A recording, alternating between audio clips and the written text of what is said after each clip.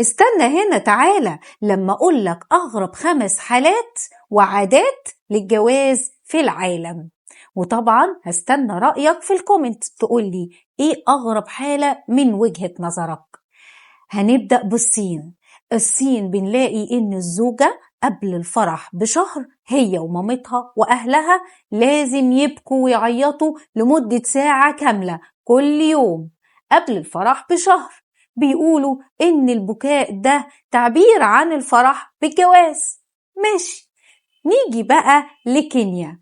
كينيا دي وتحديدا قبيلة كيكو بيجي الزوج يلبس ملابس زوجته بعد الفرح لمدة شهر، لأن بيقولوا إن لما هو يعمل كده هو كده هيشعر بمعاناة المرأة وهيبدأ حياته بالتقدير والاحترام، مع إن ممكن يشعر بالمعاناة لو دخل غسل لها طبقين في المواعين ولا حاجة، يعني أنا مش عارفة، ما علينا.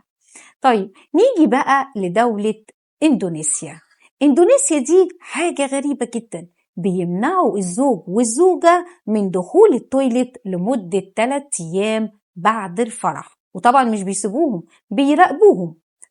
وبيعملوا كده ليه يا ترى؟ بيقولوا إن كسر القاعدة ديت بيجلب النحس وبيؤدي لفشل الزواج.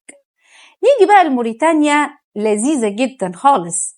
موريتانيا بيجوا بقى استعدادات قبل الفرح ويفضلوا يأكلوا في الزوجة. أنا متهيألي دي حلوة قوي للستات، لأن لازم الزوجة تتخن قبل الفرح علشان هم عندهم إن يعني الوزن الزيادة في المرأة ده دليل على الجمال. أما بقى كوريا الجنوبية فدي الله يكون في عون الرجالة. بيجوا الأصدقاء ويجوا في يوم العرس ويوم الزفاف نفسه ويربطوا رجل العريس ويسألوه عدة أسئلة، ولو غلط في الإجابة بيضربوه بالعصاية أو بسمكة مجففة. فطبعا طب انتوا بتعملوا كده ليه في الراجل؟ بيقولوا لك علشان ده اختبار للذكاء واختبار لتحمله للضغط، يعني إذا كان بيتحمل ضغط أو لا. أحب أسمع رأيكم، إيه أغرب حالة أنا قلتها في عادات الزواج؟